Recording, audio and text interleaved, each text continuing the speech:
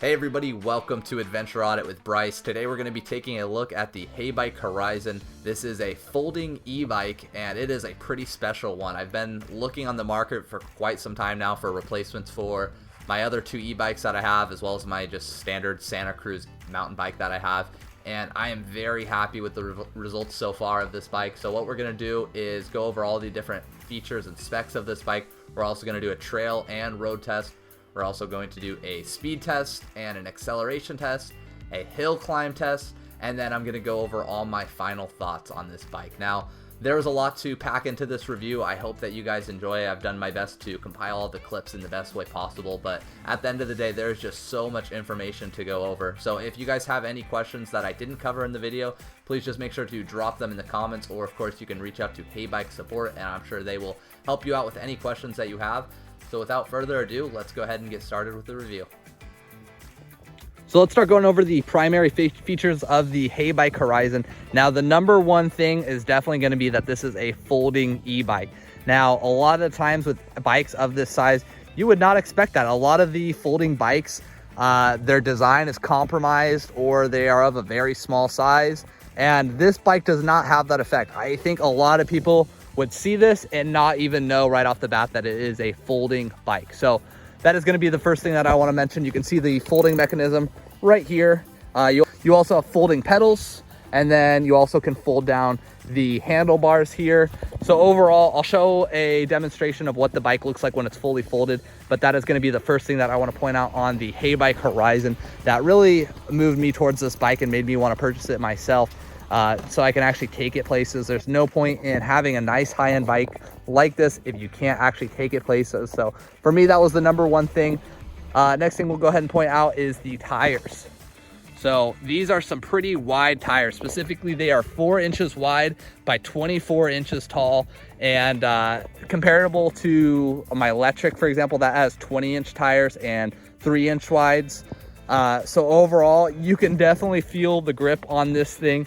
It is unlike any other bike that I have tested before. It just goes over obstacles like nobody's business. And I am not just saying that. This thing, it really soaks up the bumps, just the tires alone. So like before in some of my other e-bikes, I would go further down into like potholes, for example, but this doesn't even feel like it'll soak into it. It just rides straight over it. So there's a lot of suspension benefit to having big tires like this that you wouldn't even think about. Of course, the other benefit is going to be traction on especially like loose surfaces. It's going to be much better. It's also got hydraulic disc brakes. So let me go ahead and show you guys those real quick. It's got 180 millimeters front and rear RSX brakes.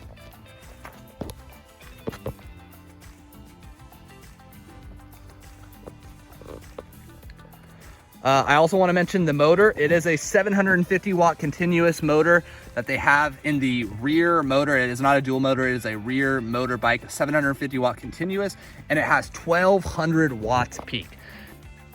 Next thing I want to mention is the battery. So as you can see, it is integrated nicely into the frame right here. That's part of the reason I got the black color as well. It blends in just a little bit nicer. But this is a 14.4 amp hour battery, which comes out to about 692 watt hours.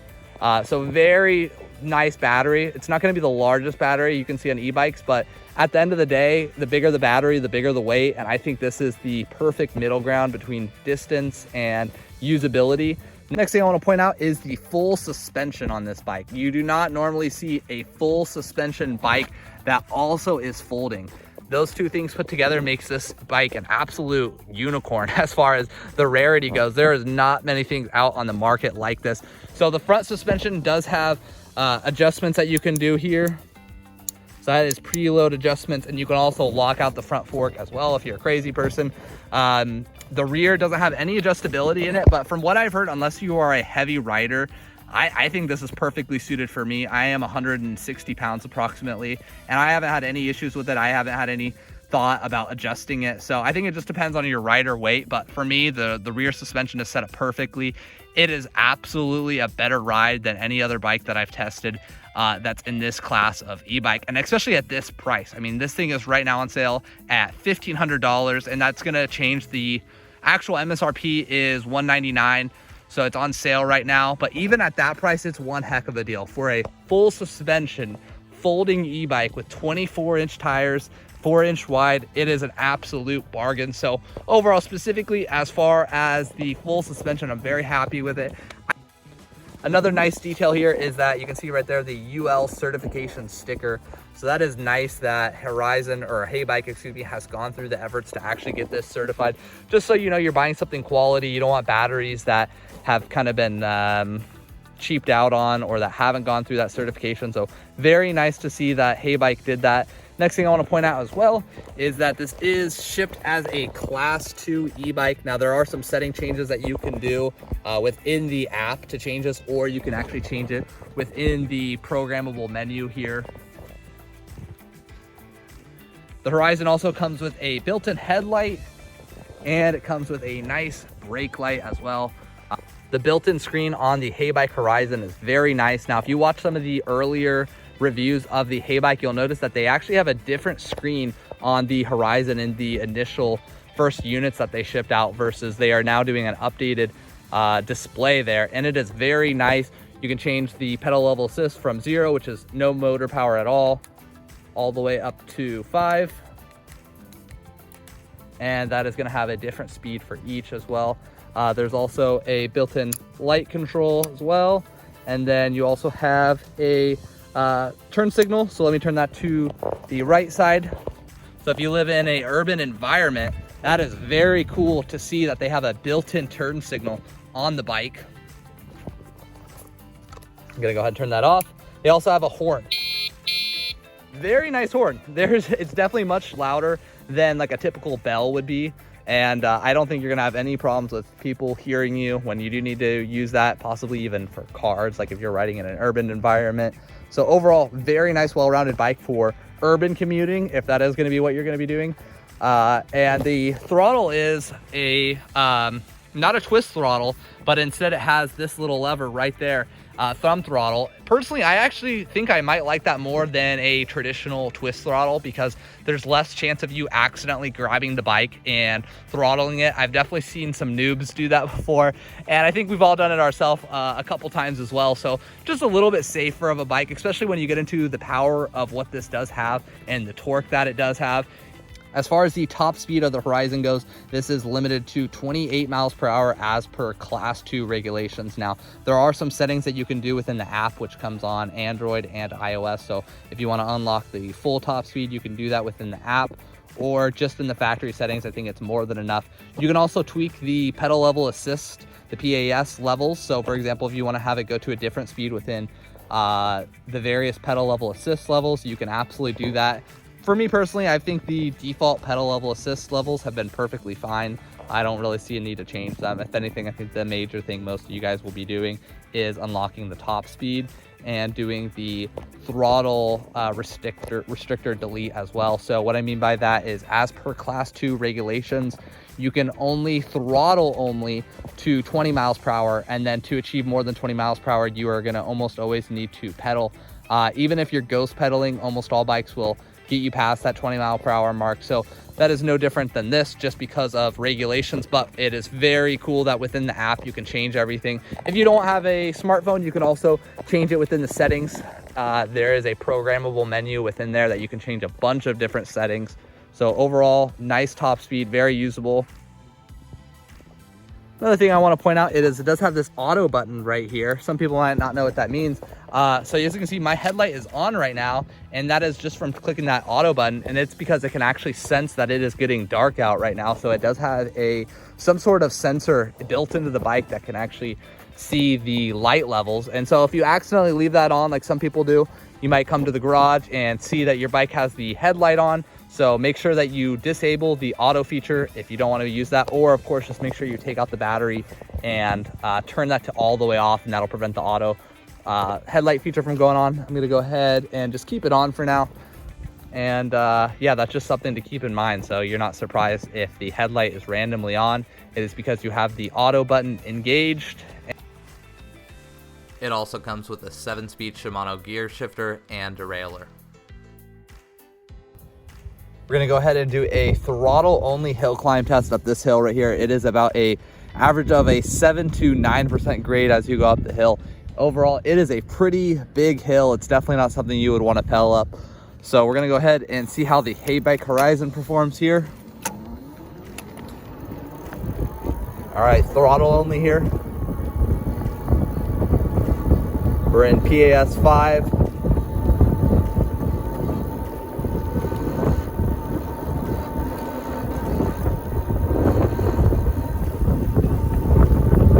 Looks like about 16 miles per hour on that hill right there. And once again, that was a pretty big hill and a pretty strong grade compared to what you would usually find. So overall, it performed really good. It didn't feel like the motor was struggling to get up that, and I definitely could have pushed it even harder than that if I wanted to.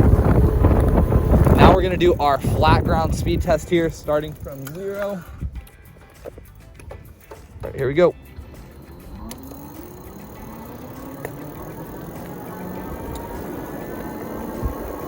All right, and once again, this is throttle only on flat ground here.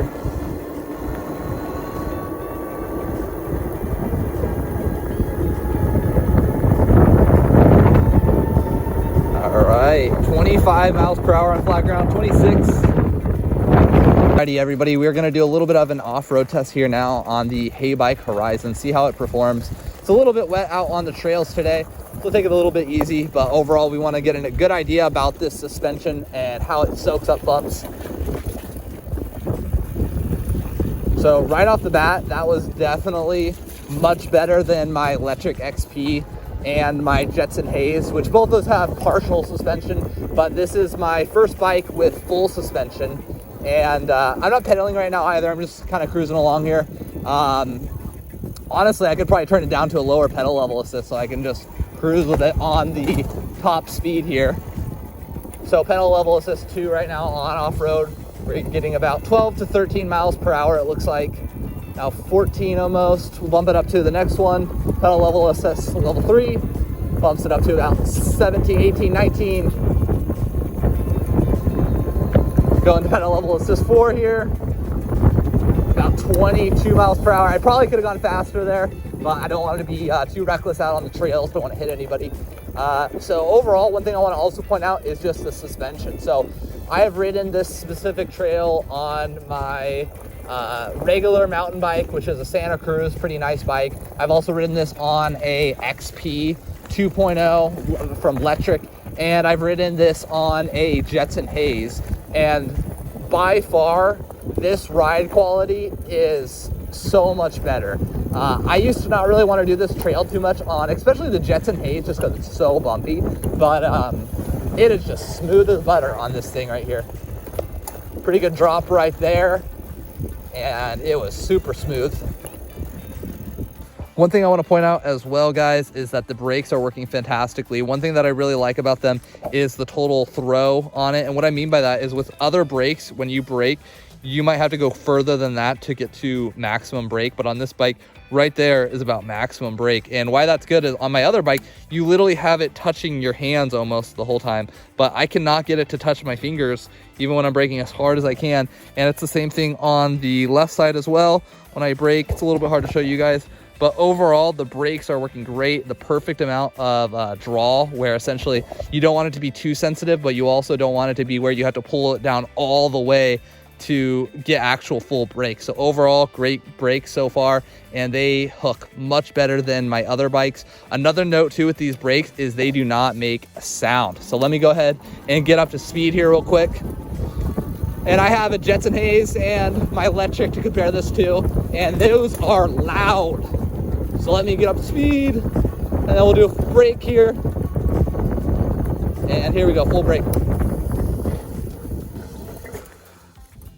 So compared to a bunch of screeching, that is miles better than my other bikes that I've tested. So very happy with the brakes in terms of the bite force and in terms of the actual sound of them as well. So we'll see how long they last, but overall, I'm very happy with the brake setup on this bike. We'll do one more quick speed test here on the trail, just so you guys can see if there's any difference. So we'll go ahead and go full speed right now, throttle only.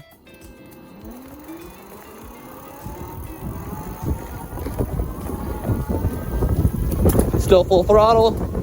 Still full throttle. And after that bump, I kind of let off there. And either way, it was starting to go pretty much downhill. So not much to go off of there. But it definitely has more than enough pickup for riding it off-road. You know, whenever you're riding off-road, everything feels like you're going twice as fast versus when you are on these streets. You know, 20 miles per hour on the street is somewhat thrilling, but nothing too crazy. But 20 miles per hour on a trail like this, you feel like you're going 30 miles an hour, 40 miles per hour. So overall, the motor's got more than enough power for my applications. I use this for both a combination of street riding and trail riding like this. Another thing that I do want to talk about is this bike does not have a torque sensor. It does have a cadence sensor. Now, at the end of the day, if it did have a torque sensor, it would probably cost another few $100s. And that's just how it is. It's give and take, and you got to decide what's worth it. And Heybike decided to make the call that they would rather put a cadence sensor in here, and I don't blame them. You know, at the end of the day, it's not the best for trail riding, but in terms of affordability, which is where this bike really is awesome at, is its value factor. I think they chose a pretty good combination. So just something to keep in mind if you plan to do purely trail riding is, you know, the fact of that it's not going to have the torque sensor. But if you're just going to be doing light if you're just going to be doing light trail riding, it's really not going to be much of an issue of having the cadence sensor.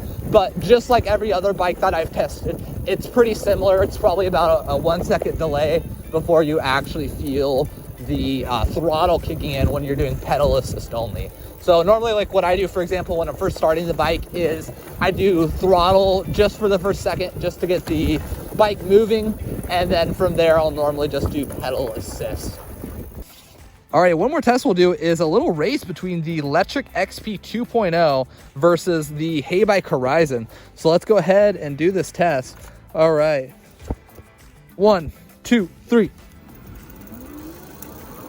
Throttle only. Throttle only. I've already pulled ahead. No, I can't show my partner back there. But I'm probably about 10 feet in front of her now.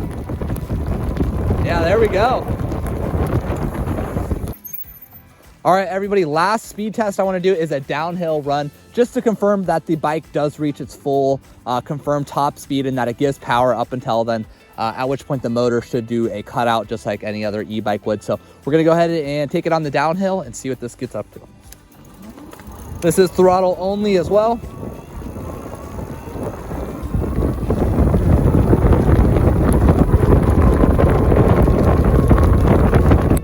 There we go. I felt the motor cut out, I think. Actually, it's still giving power. It still feels like it. There we go. 32 miles per hour. All right. I'm going to start braking here. The roads are a little bit slick. A rain cloud just started coming in here. This bike is partially waterproof, but it is not fully waterproof. So we're going to go ahead and take it in. All right, everybody, just finished the ride. It's starting to rain now, so we're going to wrap this up. We're at 5.2 miles on the trip odometer, and on the full bike, we've done 29.3 miles now. And if we go over to the voltage, which is a really nice feature that this bike offers, we are showing 50.7 volts. I will pop that up on the screen right now as far as what that would equate to as far as battery life goes. But we are showing 5 bars right now, so it's still showing full.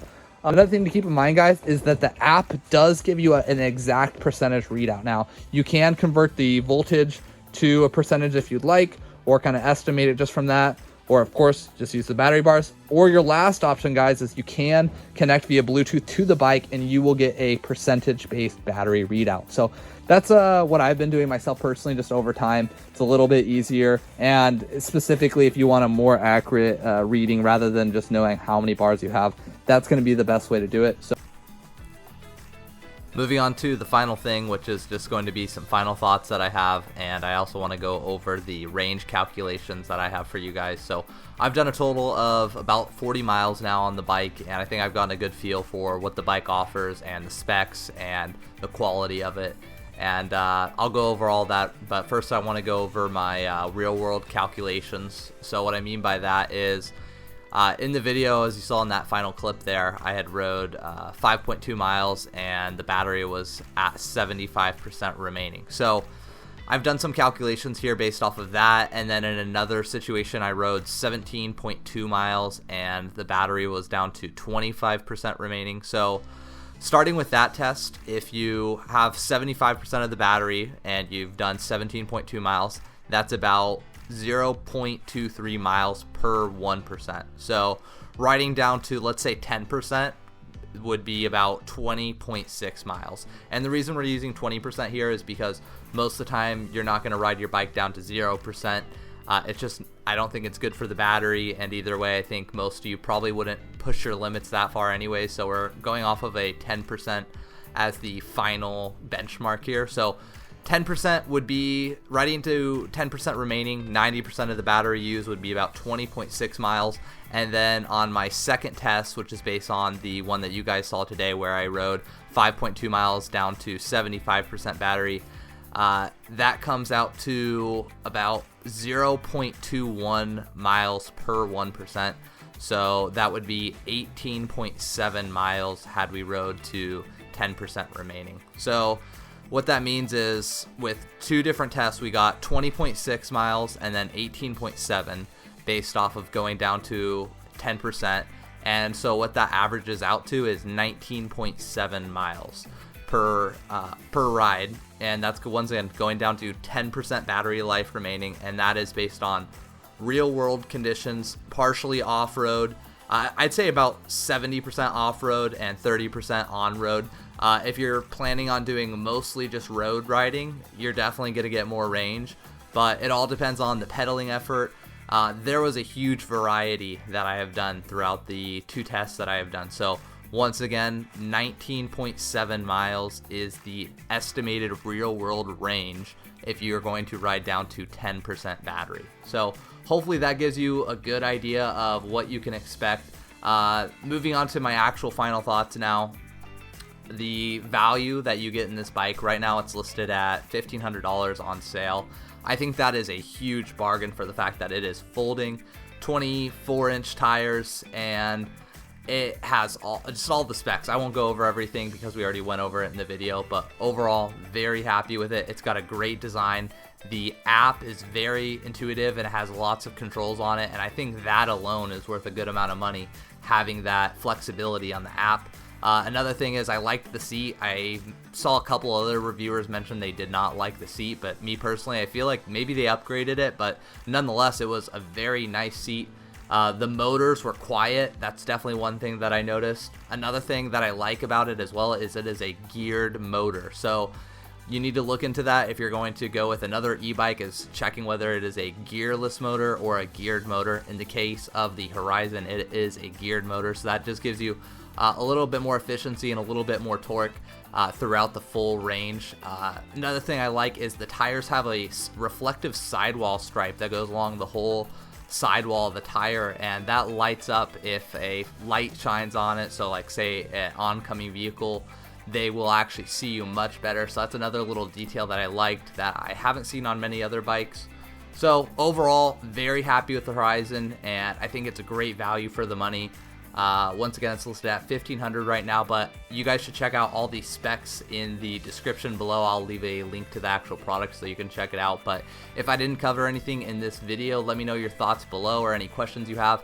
If I have any updated review thoughts or comments, I'll leave them in the comments below. And thank you guys for watching, and you have a good rest of your day.